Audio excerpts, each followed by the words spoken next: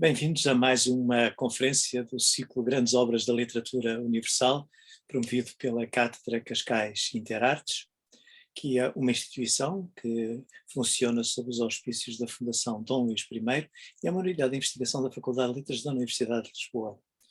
Esta é a última conferência deste ano e estamos perante uma obra que é indiscutivelmente uma das obras maiores da literatura universal, uma obra cujo tema, digamos, tem percorrido, eu diria que quase todos os séculos da literatura, pelo menos desde a época moderna até hoje, desde Marvel, mas já vem de trás, é de facto um daqueles grandes mitos que depois, obviamente, com Goethe irá adquirir uma centralidade que vai também para além da própria literatura. Eu estou a pensar concretamente na adaptação que Sokurov fez há poucos anos, uma adaptação particularmente interessante, em que, entre outros aspectos, ele transpõe digamos que para a estética, digamos que para a sua apropriação do texto, ele se apropria da reflexão que o próprio Goethe tinha feito sobre a teoria das cores. Enfim, mas isto não é obviamente o espaço para esta reflexão. Agora, temos connosco Luísa Afonso Soares, uma colega minha da Faculdade de Letras, colega nossa, especialista em estudos germânicos, em literatura alemã em particular, aliás doutorou-se em literatura alemã, mas tem também seguido muitos caminhos da literatura comparada e tem inclusivamente desenvolvido um trabalho particularmente relevante no âmbito dos centros de estudos comparatistas e nestas áreas, nomeadamente das relações interartes, relações nomeadamente com o cinema. Eu quero agradecer a disponibilidade da professora Luísa Soares para estar connosco hoje, para partilhar o seu saber connosco relativamente a esta obra e, sem mais, passava-lhe a palavra. Luísa, faz favor. Obrigada, Mário, pelo convite, pelas palavras que agora proferiste. Agradeço também o acolhimento da Fundação, se bem que francamente me cheguei a arrepender, mas bem, isso faz parte da nossa condição, este esforço que por vezes temos que desenvolver numa área que não está, ou nem sempre está, e é o meu caso, no meu caminho. Já há muito tempo que não trabalhava Fausto, há muito tempo mesmo, há muito tempo que não lecionamos Fausto na faculdade, mas também foi com entusiasmo que fiz este trabalho. Foi bom regressar a Goethe e agradeço por isso. Vou então começar a minha comunicação e começo com uma citação de Goethe, aliás, frequentemente referida a propósito do Fausto. E diz: Goethe, o Fausto é algo incomensurável e são inúteis todas as tentativas para o tornar mais acessível. E ainda numa carta a Humboldt, Goethe caracteriza a sua tragédia como estranha e problemática. Fica assim explicada alguma fragilidade da minha leitura e, sobretudo, o seu caráter sempre inconclusivo. De facto, o Fausto de Goethe é uma obra complexa, labiríntica, por vezes incoerente, uma criação de muitas décadas, muitas influências, muitas disposições mentais e linguagens estéticas. Além do mais, é uma obra extensa. É uma obra composta por duas partes que se desenvolvem em 12.111 versos e uma míriade de figuras. Não vou deter-me na complexa gênese de Fausto. Será suficiente a indicação de que o Fausto de Goethe tem origem numa figura histórica de nome Georg Faust, que terá selado um pacto com o diabo e terá sido expulso de várias cidades alemãs por via das suas práticas obscuras, tanto para o rigor luterano como o católico. Sobre ele se escreveram inúmeras histórias, com destaque para a Historia von Dr. Johann Fausten, 1587. uma narrativa ao gosto popular, alargada, revista e reeditada inúmeras vezes até ao século XVIII. Esta obra poderá já ter inspirado a dramatização de Christopher Marlowe, The Tragical History of Dr. Faustus, 1604, traduzida para português, por sinal, que as companhias inglesas itinerantes divulgaram na Alemanha a partir do início do século XVIII. A história trágica do Dr. Fausto terá circulado igualmente através do teatro de marionetas ou bailados e terá sido por esta via que Goethe teve conhecimento da figura lendária. O fascínio pela história de Fausto, retratado como astrólogo, alquimista, físico e mágico, manifestou-se cedo na vida de Goethe, que publicou a sua primeira obra em torno de figura em Urfaust, qualquer coisa como Fausto primordial ou primitivo, entre 1772 e 75, quando o escritor tinha cerca de 26 anos. Em 1806, Goethe publica o Fausto, primeira parte, e em 1832 a segunda parte, um ano antes da morte do escritor, com 83 anos. É assim, como sempre se diz nestes casos, a obra de uma vida, que se constitui por isso como diapasão das alterações políticas, sociais, culturais e estéticas do chamado período da arte ou a era charneira da cultura alemã. As últimas décadas do século XVIII e as primeiras do século XIX constituem, na opinião do escritor Reinhard Koselleck, uma época charneira, isto é, um período de viragem na qual foram lançados os fundamentos não apenas sociais e políticos, mas também culturais e filosóficos, sobre os quais assenta a subsequente história da modernidade. E é tendo este período charneira no horizonte que se constrói ou reconfigura o Fausto de Goethe. Pensei como organizar esta minha participação para um público diverso ou mesmo desconhecido. Organizei, portanto, em torno de 2 ou 3 questões. A primeira, porque é que o Fausto nos interessa hoje e como é que podemos ler Fausto hoje? E é em torno destas questões que eu procurei elaborar a minha reflexão. Porque é que Fausto ainda hoje nos interessa? Provavelmente porque constitui a encenação de tempos de crise, de transição e transgressão. Porque Fausto traça um retrato do mundo em toda a sua complexidade e desarmonia. Porque Goethe antecipa discursos e descobertas que ainda interessam à nossa contemporaneidade nas áreas da genética, da robótica ou da ecologia.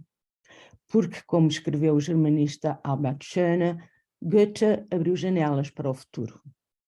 Com efeito, Fausto dá corpo ou pressente alterações de longo alcance na filosofia, na ciência, na organização política e económica, na tecnologia e no que se pode resumir na confrontação da Europa com o impacto da secularização e do capitalismo. Igualmente, a transição por vezes conflituosa de um mundo ou uma ordem definida por um princípio divino para um universo que opera segundo as suas próprias leis. E Goethe foi observador crítico e criativo desse mundo em transformação, como terá dito a Eckermann em 1824.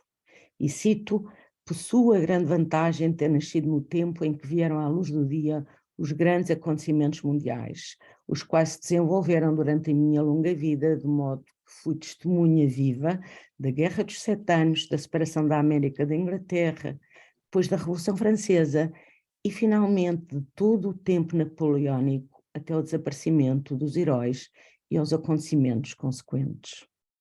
Na literatura, fim de citação. Na literatura e nas artes, o período charneira manifestou-se ou vê nascer a Revolução Kantiana, o Romantismo e o Classicismo de Weimar, antecedido por um meteoro nas letras alemãs, o movimento Sturm und Drang, por vezes traduzido por tempestade e ímpeto.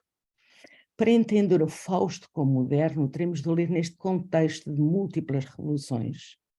E, contudo, Goethe viu a Revolução Francesa e o que ele chama de apóstolos da liberdade com ambivalência, e as suas preocupações em torno deste acontecimento atravessam Fausto.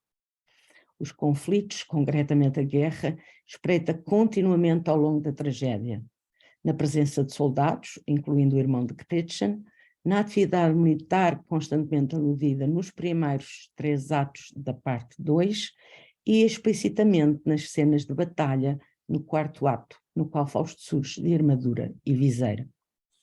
O que é que ainda hoje lemos Fausto, na verdade? Porque o protagonista nos seduz no seu esplendor prometeico, subversivo e revolucionário, na sua ambição por vezes fútil e egocêntrica e no seu desejo de felicidade absoluta, ou no seu ímpeto titânico, na sua ânsia desmedida de saber e de ação. Por isso, no Fausto de Goethe, no princípio não é o verbo, mas a ação, porque só se é homem no delírio da ação, diz Fausto.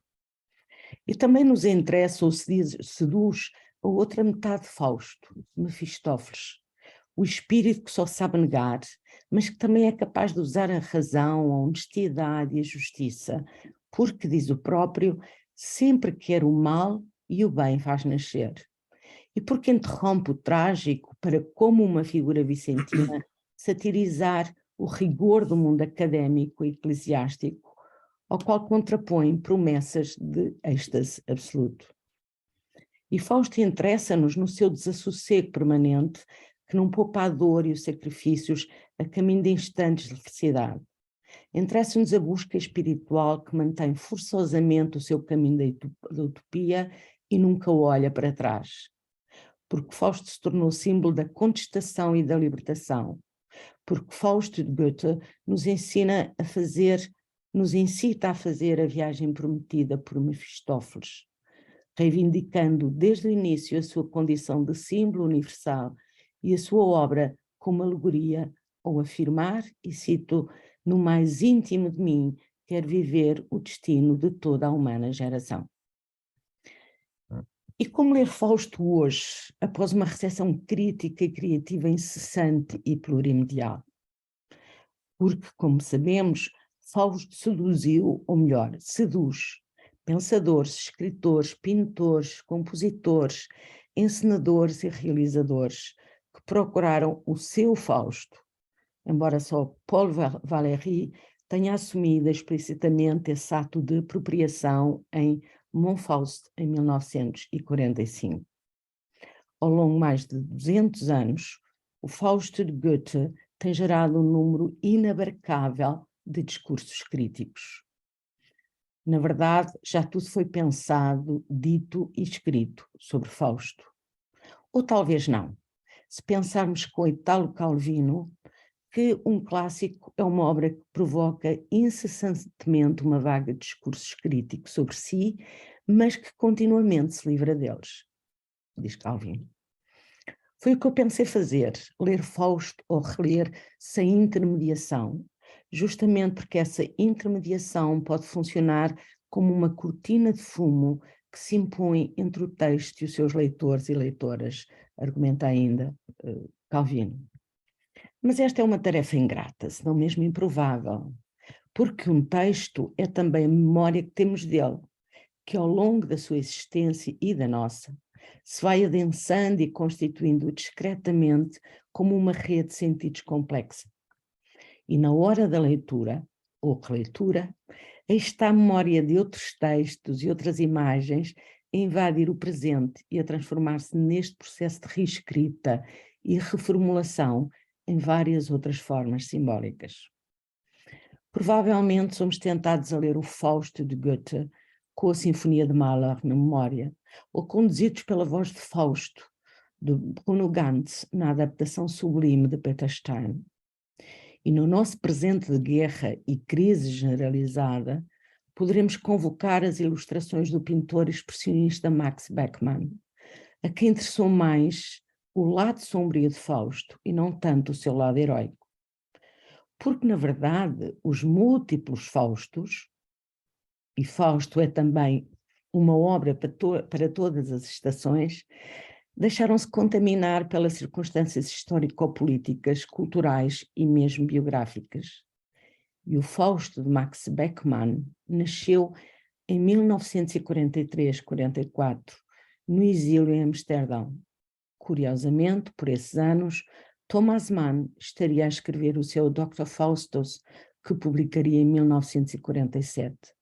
Fausto é agora um artista genial de nome Adrian Leverkühn, martirizado pelo destino engrandecido e derrubado, nas palavras do narrador. Agora em português, numa tradução de António Sousa Ribeiro, que também já aqui esteve justamente com outra obra de Thomas Mann. As sucessivas remediações de Fausto em novos média, os contínuos comentários críticos ou apropriações, atestam a vitalidade do mito, a sua memorabilidade e atualidade à luz de novos contextos e horizontes de expectativa. Por isso, Fausto já foi símbolo nacional e o seu reverso. Já foi o superador dos limites, com Bloch, mas igualmente déspota, colonizador, expansionista. E são todas essas leituras ou remediações de Fausto que podem funcionar como uma cortina de fumo, no dizer de Italo Calvino. Ou talvez possamos antes dizer molas impulsionadoras e fortalecedoras da nossa leitura. Mas antes da fulgurante sobrevida, Fausto já continha em si muitos livros, porque o Fausto de Goethe já se afirma, já nasce como memória da literatura, e as relações intertextuais têm sido um campo fértil entre os goetheanos. Em Fausto lemos Eurípides, Homero, Ovídio, a Bíblia, Shakespeare, para referir apenas as afinidades aleativas mais próximas.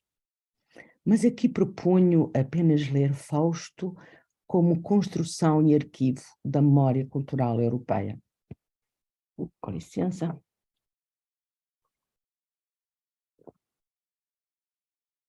A ação de Fausto abrange as grandes épocas da história cultural, interligando-as, cerca de 3.000 anos, e as contas são feitas pelo próprio Goethe, da época da Reforma e do Humanismo, o regresso à Idade Média e à Antiguidade Clássica, para de novo regressar à sua contemporaneidade com um imenso projeto de colonização e de expansão territorial. Da sua evocação de figuras fugidias do passado, figuras fugidias do passado na dedicatória, no primeiro verso de Fausto, a tragédia de Goethe constrói-se numa tensão dialética entre recordação e esquecimento, entre a recuperação do passado para criar um futuro e a intenção de viver um presente não acorrentado pelo fardo da memória. E assim poderemos ler a primeira parte de tragédia, um caminho em direção ao esquecimento, e a parte 2, embora constitua um regresso à antiguidade, justamente a preparação do futuro utópico, a partir de um passado consentâneo com os interesses ou projetos do presente. Por isso, o Fausto do quinto ato, parte 2, se enfurece ao toque do sino e se pergunta como me livro deste peso. E o sino, o toque do sino, acontece já no Fausto I, nas primeiras cenas, no dia de Páscoa, concretamente. Mas essa tensão, essa ambivalência e ambiguidade são já inerentes ao espírito da modernidade, como lemos em Bauman, que oscila, diz o sociólogo, entre a ruptura com a tradição e a continuidade da mesma, entre a recordação e o esquecimento, entre o otimismo progressista e a melancolia. Seria impossível, neste tempo curto que dispomos, elaborar uma reflexão exaustiva e consistente da obra em questão, que aliás Fausto nunca permite, e é também esta a razão pela qual Fausto continua a seduzir-nos, porque nunca nos permite uma interpretação coerente e muito menos definitiva. Por isso opto por uma reflexão seletiva, selecionando o que de mais significativo em Fausto chegou até nós e se tornou parte do nosso imaginário, a chamada questão fáustica ou mito fáustico e algumas questões adjacentes. Na medida do possível, e sabemos como é difícil, deixei o texto falar, sem as receadas intermediações ou contaminações. Sigamos então rapidamente a viagem de Fausto, ou melhor, não tanto a viagem, mas as razões emocionais, intelectuais e espirituais que subjazem essa viagem e que são enunciadas no longo monólogo inicial.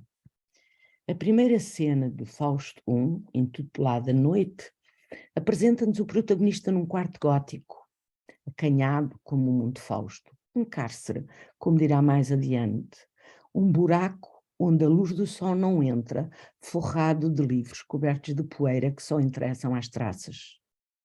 Um antro de martírio, dirá mais adiante Mefistófeles. Este espaço materializa a estreiteza e a aridez do mundo, a vida sombria e sufocante de Fausto.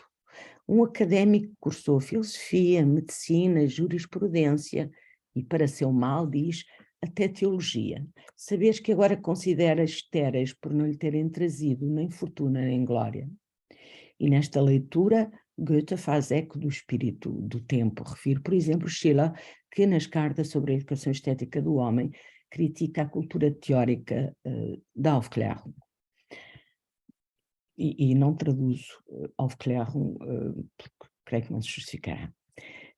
A longa reflexão inicial expõe os anseios de Fausto e a urgência da sua demanda, o conhecimento ilimitado, a verdade absoluta, o acesso incondicional à natureza viva, a revelação do sentido da existência humana, para os quais nem as artes de Nostradamus constituirão solução, como Fausto saberá pelo espírito da terra.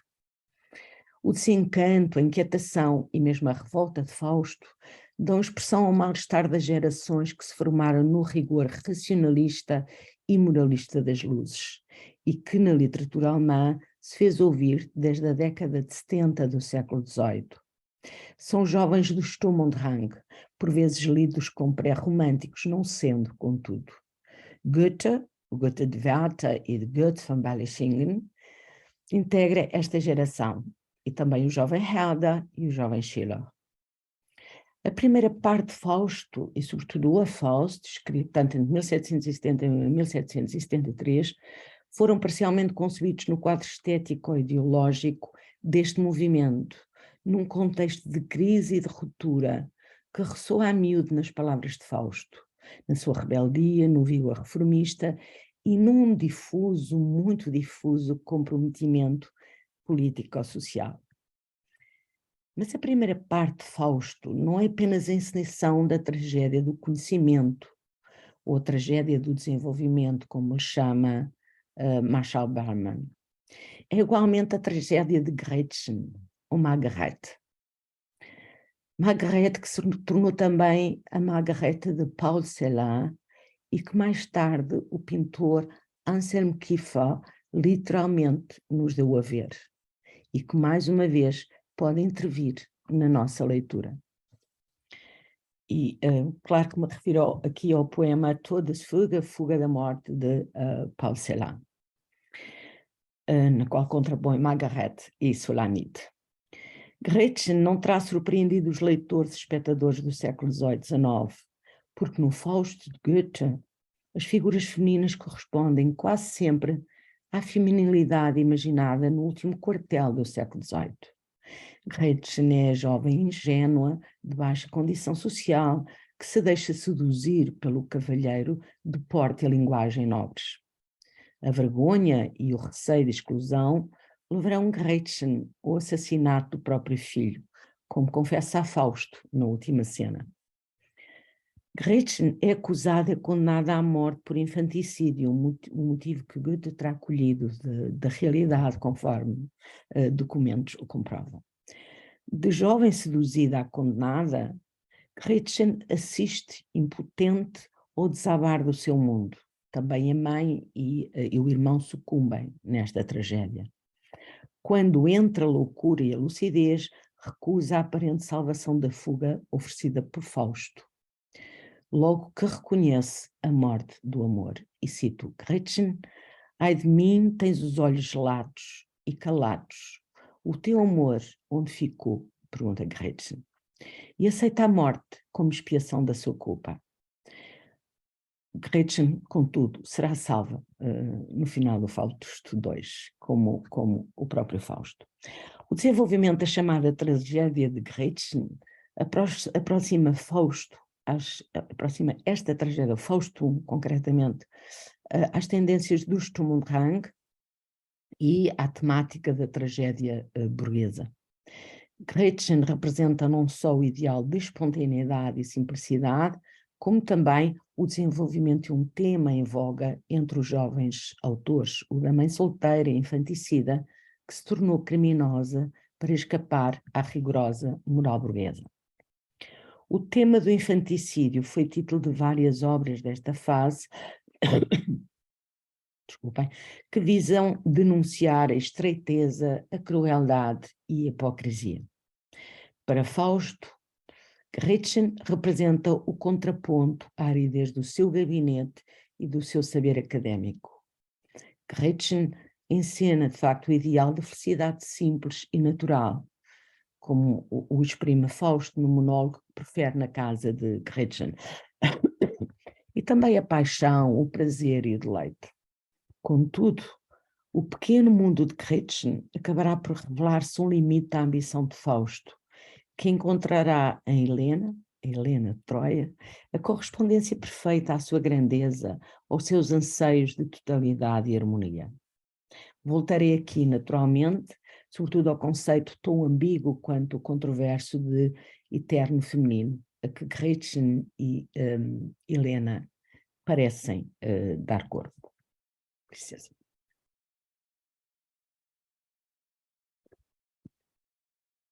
A segunda parte de Fausto, ou Fausto II, escrito entre 1816 e 1831, é já claramente fruto de outras circunstâncias políticas, de outro contexto de vida, de um outro paradigma ético e estético. Goethe vivia há muito em Weimar, como conselheiro político. Herder, ironicamente, chama-lhe maître de plaisir, colocando aí toda a ironia, sobretudo porque Goethe assume nos primeiros anos em Weimar outras funções que não absolutamente intelectuais ou culturais. Portanto, Goethe vivia há muito em Weimar, tinha já realizado uma longa e regeneradora viagem à Itália e lido as reflexões sobre a imitação das obras gregas na pintura e na escultura de Winckelmann, uma obra de 1755.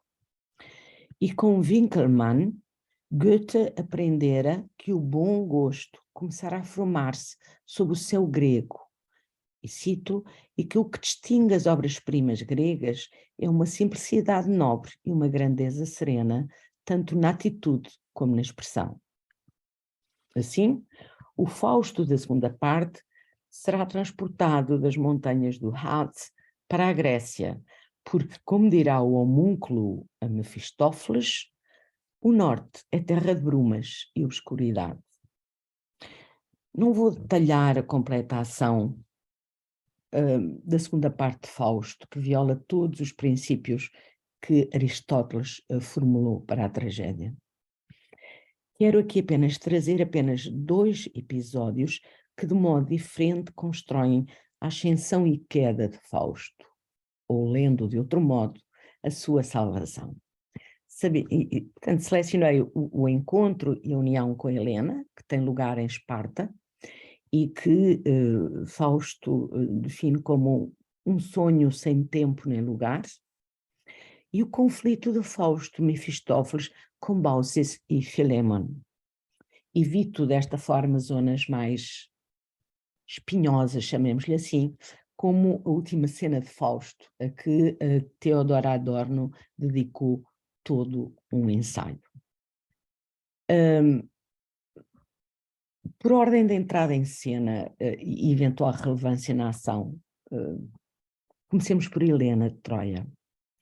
A forma de todas as formas no dizer de Fausto e, sobretudo, uma imagem de desejo, talhada ao rosto da imaginação do poeta. É Quiron que, no segundo ato, alerta Fausto para essa idealização e mitificação. E cito este sátiro. Curiosa é a mulher, obra do mito. Usa o poeta como lhe dá jeito. Nem velha, nem madura a vejo. É sempre objeto de desejo. Fim de citação. Assim, Goethe faz de Helena o ideal da arte e da beleza eternas e universais, e ao gosto do classicismo de Weimar, a síntese do verdadeiro, do bom e do belo. A união com Helena significaria assim não apenas a contemplação da beleza, mas sobretudo a aprendizagem, a formação, o enobrecimento dos sentimentos do herói. Purificação extensível à vivência da união com Gretchen, que terá levado, e cito, que terá levado o melhor da alma de Fausto. Portanto, esta expressão terá levado o melhor da minha alma, assim diz Fausto. Hoje, provavelmente, já nos perturba esta visão idealizante e mitificante da mulher e a sua dessubjetivação na medida em que a sua individualidade se constrói paradoxalmente no coletivo. É Mefistófeles, o lúcido e sarcástico, que ainda no Fausto I, na cozinha da bruxa, diz a Fausto: com a poção no corpo, se te acena qualquer mulher, nela verás Helena. Mais tarde, na parte 2, com os papéis invertidos e quando Helena se dissipa numa nuvem, Fausto julga ver Gretchen em Helena. E diz, e agora sobe, hesitante e ligeira, sobe, e outra figura nasce. A ilusão, a imagem do primeiro e perdido, do bem primeiro e perdido da juventude. Helena é a divina forma de mulher que se oferece ao olhar de Fausto no terceiro ato. É Helena, mas também poderia ser Juno, Leda, mais tarde Aurora e naturalmente Gretchen.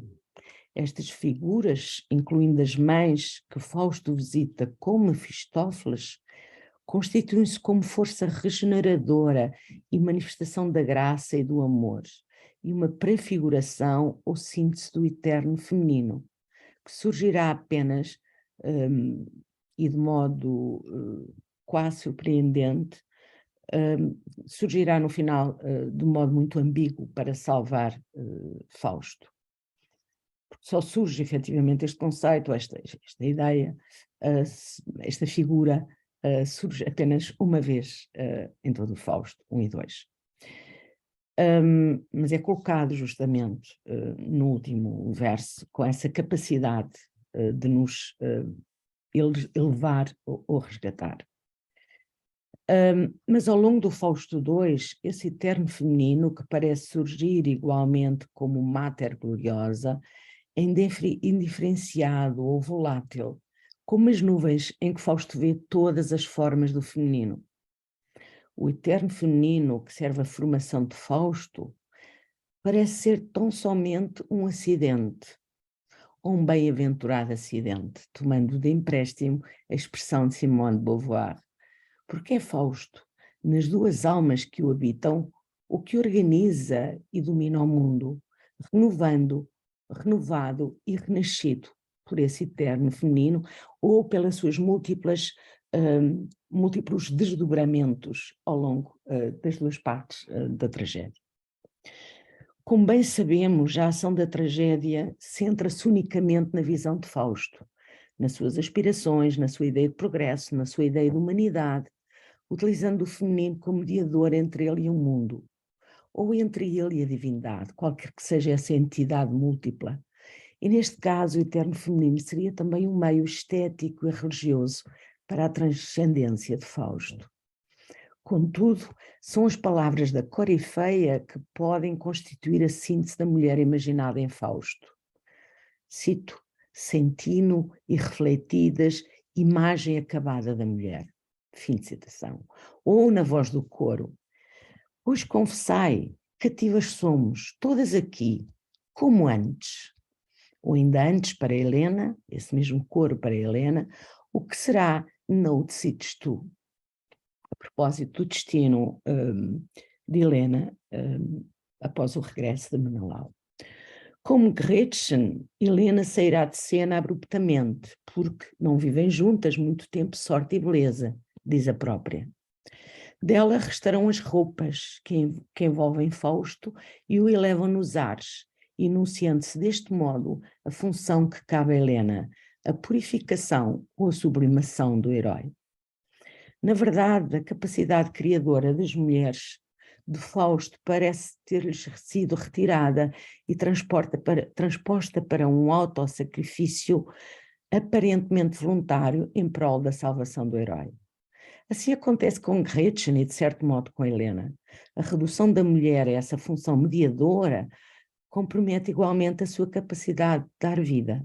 Morre o filho de Gretchen e morre o filho de Helena em Fausto, Eufórium, que terá, contudo, direito à memória. Dele sobrevive o inconfundível canto, o fato, o manto e a lira, para os poetas dar inspiração, diz Fórcide, a contragosto. Fórcide aqui, Mefistófeles.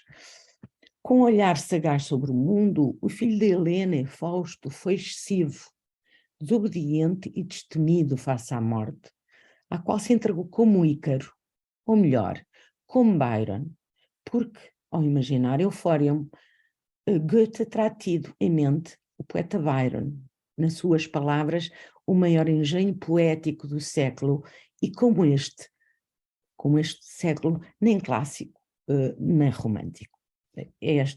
São estas as palavras de Goethe. E por fim, Baucis e Philemon. Sim, 5 minutos. Por fim, Baucis e Philemon, que curiosamente surgem no último ato, ou seja, num momento de síntese e salvação, que julgávamos já ter decorrido no terceiro ato, e acontece sob o signo do esquecimento. O terceiro ato é o ato da união simbólica entre Helena e Fausto, e que aparentemente poderia constituir um momento de síntese. Portanto, julgávamos já ter decorrido no terceiro ato e acontece sob o signo do esquecimento.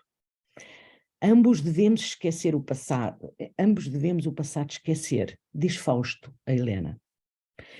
Na união dos esposos, concretiza-se ou encena-se a união de dois mundos, o alemão e o grego. Aliança amorosa pouco duradoura, dirá Nietzsche a propósito do nascimento da tragédia em 1872. Obviamente há múltiplas leituras sobre o valor simbólico deste ato e desta fusão de duas culturas, de dois mundos, que é no fundo o programa estético, ético, filosófico do classicismo de Weimar.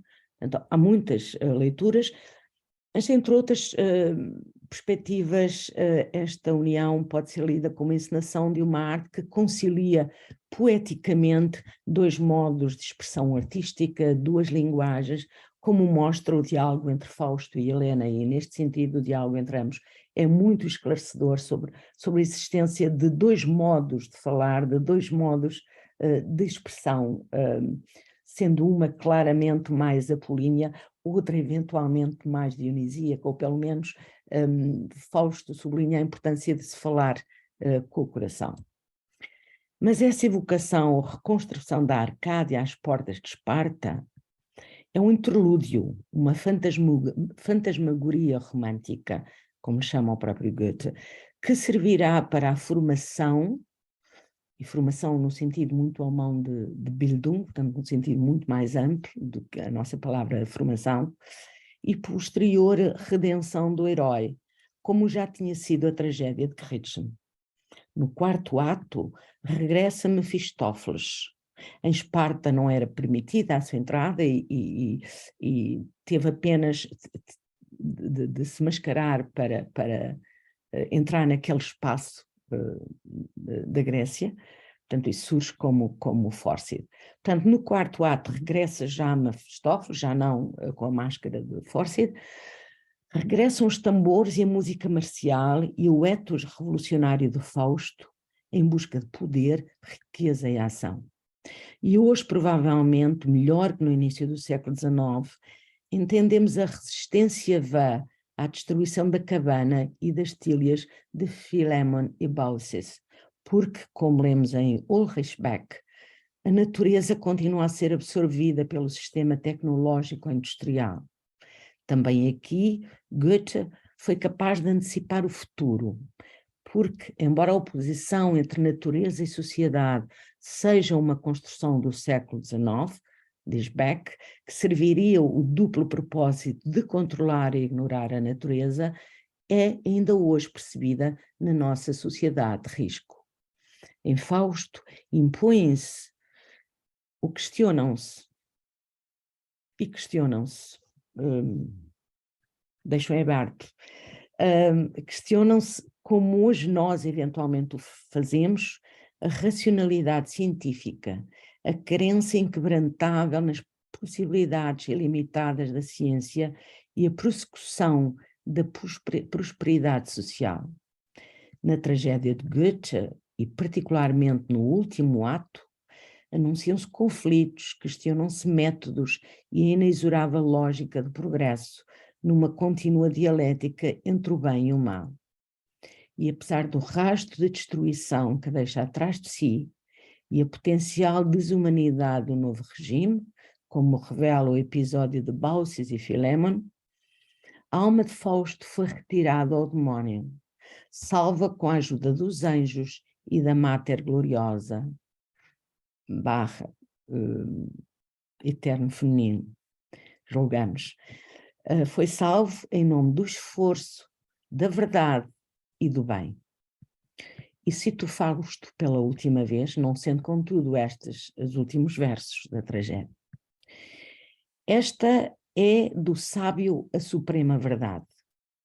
Só quem dia após dia a conquistar merece a vida e a sua liberdade. E assim passam em perigos sobre-humanos crianças, homens, velhos dos anos. Viceu esse buliço efervescente para solo livre pisar com livre gente. Muito obrigada. Muito obrigado, Luísa. Só um comentário, as citações aqui utilizadas são da autoria do João Barrento, claro. Pois é para cá ia fazer essa pergunta. É a tradução mais recente. Claro. E se as traduções por vezes nos incomodam, sobretudo quando conhecemos o original, com esta convive-se bem. Há um outro verso, como por exemplo, Dein Leben sind tot, disse no Goethe. Estariam mortos, que João Barrento traduz por os lados, mas faz sentido esta opção, e João Barrento sabe melhor que ninguém como traduzir, naturalmente, e não eu. Mas é tudo, então. Muito obrigado, Luísa, muito obrigado. E quero agradecer-te também este rigor em relação aos 40 minutos, porque de facto tu estavas a dizer ainda há dias que não conseguirias, e não digo que sejas a primeira pessoa ao fim destes anos a cumprir os 40 minutos, mas olha que estás de facto. Não quis aborrecer a audiência. Não, de modo algum. Eu, como disse, a meio da semana julgava que não conseguiria, mas creio que esta situação de uma intervenção via Zoom, com todos mergulhados num silêncio, num suposto silêncio, sem rosto, sem vivacidade, sem diálogo, torna mais difícil. E devo confessar, eu já vi algumas destes seminários, bastantes, aliás, e cheguei à conclusão de que pode ser, que temos que criar alguma dinâmica, porque ainda por cima agora, já de noite, inverno, há todo um ambiente propício ao adormecimento, que eu não queria de modo nenhum causar. E eu quis fazer uma comunicação de proximidade e não extensa, porque ouvir alguém 45 minutos seguidos, sem pausas, sem intervenções, pode ser entediante, e era tudo aquilo que eu não queria, trazer uma imagem de Fausto, entediante. Não. Muito obrigado, mas não foi de modo algum, isso podes ter a certeza que não foi. Entre as pessoas que estão a assistir, estão aliás algumas colegas enfim, que partilham e que partilharam contigo durante muitos anos estas preocupações, nomeadamente a Fernanda Mota Alves, a Teresa Cadete, e eu queria dizer-vos, nomeadamente às pessoas que nos estão a ouvir neste momento, que se quiserem fazer alguma intervenção, que se sintam à vontade, porque é só levantarem a mão que eu de imediato permito, portanto, o acesso e, enfim, não haverá necessidade de termos aquelas perguntas escritas e não, podemos ouvir-vos de viva voz, se pretenderem, portanto, sintam-se à vontade para fazer qualquer intervenção, perguntas, enfim, comentários, estejam perfeitamente à vontade. Eu gostava de fazer uma pergunta concreta. O século XX é muito um século em que este mito, digamos assim, é revisitado de formas muito diferentes e como tu própria também estabeleceste essas pontes e identificaste situações muito concretas noutras formas de expressão artística. Nós poderemos, eventualmente, não sei se isto é uma leitura de excessiva enfim, relação de causa e efeito. Mas podemos pensar fundamentalmente durante a primeira metade do século XX, qualquer coisa como em que isso terá sido mais intenso? Acredito que sim. Não estudei exaustivamente a sobrevida de Fausto ao longo do século XX. Aliás, neste meu regresso a Fausto, tentei não me deixar contaminar excessivamente e, sobretudo, seduzir pelas múltiplas leituras e múltiplos ensaios sobre Fausto.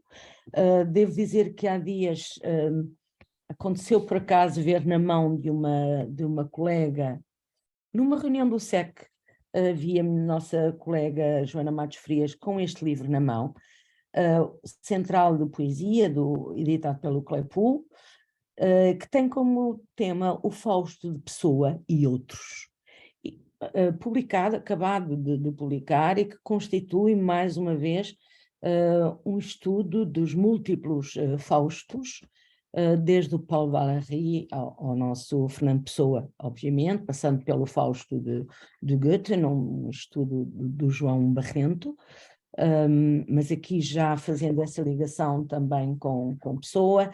Portanto, são colegas do teatro, por exemplo, que também regressam ao Fausto. Mas sim, creio que o estudo em torno de Fausto e, sobretudo, esta vontade, esta determinação de reescrever Fausto acontece mais na primeira parte do século XX, até porque, pelo que sou, os estudos de Goethe andam um pouco adormecidos no seio da germanística.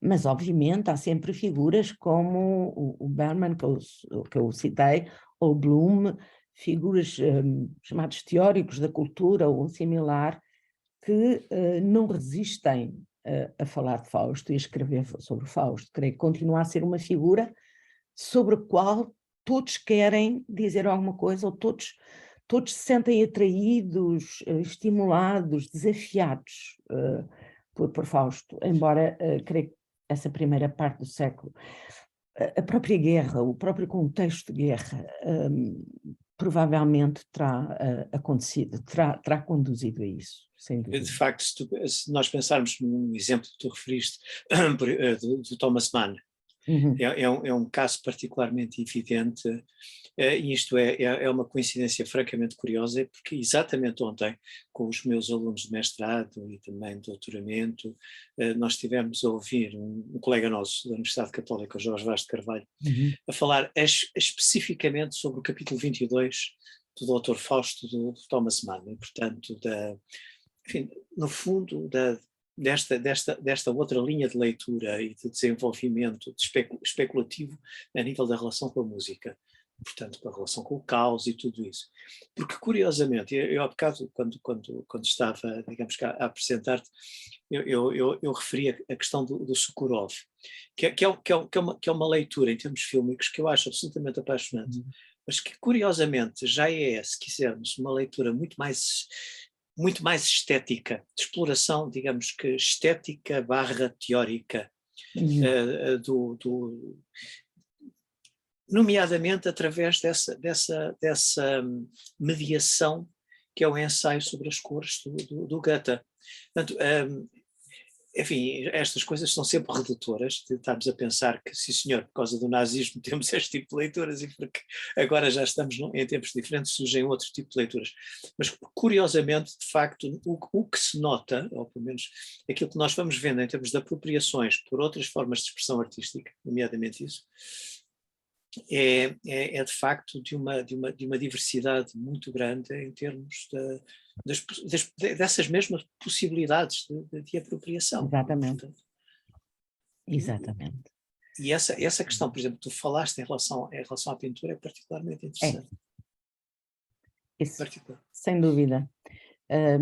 E o Kiefer foi também, o Beckmann de outra forma, o Kiefer foi estimulante neste sentido que via Paul Celan nos conduz ou nos reconduz a Goethe, e é de facto muito estimulante acompanhar essa sobrevida de uma figura literária e de uma obra literária ao longo dos séculos, e o Fausto é nesse sentido um desafio enormíssimo, enormíssimo, perigoso, obviamente. Senão não era Fausto, se não fosse perigoso. Exatamente, perigoso, mas interessantíssimo. Mas é engraçado porque uma das relações que tu apontaste logo no início e depois foste referindo em vários momentos da tua intervenção tem a ver com a própria questão da intertextualidade. Uhum. E agora voltaste exatamente a referir esse aspecto. Via este que nós chegamos àquele. E, portanto, todo este tipo de sistema, digamos que de vasos comunicantes que passam por diferentes tipos de apropriação, de meditação estética em meios que são meios também eles distintos, é particularmente curioso. E resisti a não falar do Fausto de Murnau, porque também mereceria uma reflexão, anos 20 também, cinema expressionista. Exatamente. Um período entre guerra, portanto, entre as guerras, seria muito estimulante aqui também, mas, como disse, não quis distrair e, sobretudo, não quis fazer uma intervenção muito longa e aborrecida. Mas também, e agora em relação a isso que acabaste de dizer, permite-me que refira um comentário que tivemos, foi de Nuno Marques, que te dá os parabéns pela tua intervenção e que diz que se há coisa que não foi exatamente aborrecido de modo algum, antes pelo contrário. E no caso dele, ele dizia assim, agora apetece-me voltar ao Fausto. E eu acho que isto é o melhor elogio que se pode fazer. Espero que sim, eu acho que sim, eu fiquei com muita vontade, porque já há muito tempo que eu não lia Fausto, e agora reli com muito interesse. Eu nunca tinha escrito sobre Fausto, nunca, sempre fugi de Fausto.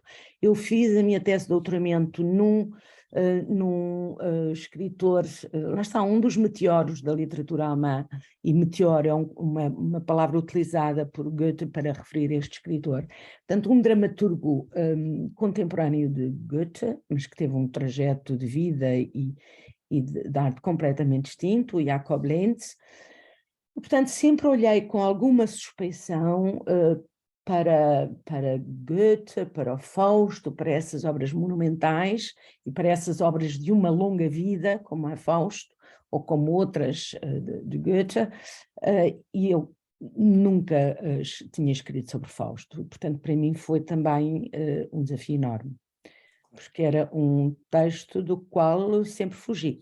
Embora eu tenha dado na faculdade, quer como estudante, como aluna, quer como docente já, naquelas famosas edições da Reclame, que ainda tenho, mas sempre fugindo de Fausto, depois disso. Não é? Mas fico contente. E já agora, uma das tuas vertentes de investigação, uma das tuas vertentes de investigação tem sido as relações interartes. E já agora, desculpa, há aqui eu vou interromper o que estava a dizer, porque temos aqui uma questão colocada por Cecília Martins. Consideraria a adaptação de Murnau um compromisso entre Marlowe e Goethe? Sim, talvez nessa dimensão mais demoníaca do Fausto, de Murnau, que se compreende. Estou a pensar também noutros filmes do Murnau nessa inquietação expressionista que nos remeterá para um Fausto primeiro, isto é, um Fausto antes do Iluminismo ou antes da Aufklärung. Creio que seria possível. Eu fiquei com muita vontade eu leciono no próximo semestre cinema alemão, tenho lecionado nos últimos anos, fiquei com muita vontade de voltar ao Fausto, que nunca incluí no meu programa, mas seria interessante também, até porque há alunos de LLC que podem conhecer Marlowe, podem vir também da literatura inglesa, e como esta cadeira não exige conhecimentos da mão, é sempre possível fazer esse caminho. Mas sim, creio que sim, eu li o Marlowe há muitos anos, quando o nosso colega o traduziu. Não voltei agora lá, obviamente, voltei apenas ao essencial, e a essa aura que eu tenho ideia pré-iluminista ainda, não é? Uma obra do século XVII, princípios, muito nos primórdios do século XVII, e isso obviamente nota-se. O filme de Murnau, o Fausto de Murnau, é um ser habitado por múltiplos espíritos, é um ser muito inquieto, muito desassossegado, como é também, como são outros filmes do Murnau e outros filmes do expressionismo, começar pelo Dr. Caligari, em que a mente humana está longe de conseguir desobstruir-se dos seus muitos fantasmas. Isso pode remeter exatamente para um período pré-iluminista, digamos. Mas por acaso era exatamente essa, entretanto, antes, quando ia fazer exatamente essa pergunta, porque com a tua relação com o cinema e lecionando cadeiras a nível do cinema, que poderia ser, se não tinhas sentido exatamente esse impulso de regressar. Sim. Tenho, mas como também há pouco tempo li bastante sobre o Nosferatu, a propósito da pandemia e tudo mais, não sei, estou assim indecisa entre o Nosferatu ou o Fausto. Claro. Terei que ver, porque os vampiros também é muito sedutor, se bem que em Fausto também haja vampiros, na verdade, mas é um assunto que tenho que resolver. Vampiros e toda a sorte de espíritos, não é? Toda a sorte habita este Fausto. Sim, senhor. Olha, neste momento, Luísa, não temos mais nenhuma questão, e por isso mesmo, olha, só quero renovar os meus agradecimentos. E ainda bem que tu aceitaste este desafio, ainda bem que tiveste, enfim, a mergulhar nesta obra e a preparar. Uma das coisas que eu tenho dito é que acho que uma das virtudes, se quisermos, destes encontros, é o facto de nós podermos ficar com o registro e deste registro ficar disponível. E para os nossos alunos, nomeadamente alunos de licenciatura, eu acho que isto são momentos que eles podem revisitar. É, digamos que uma das vantagens dos Zooms e destas novas tecnologias e deste tipo de estratégias, é que eles podem eventualmente, em qualquer outra altura, podem revisitar leituras sobre estes textos, e por isso mesmo, olha, Luísa, quero agradecer-te uma vez mais. Muito, muito obrigado.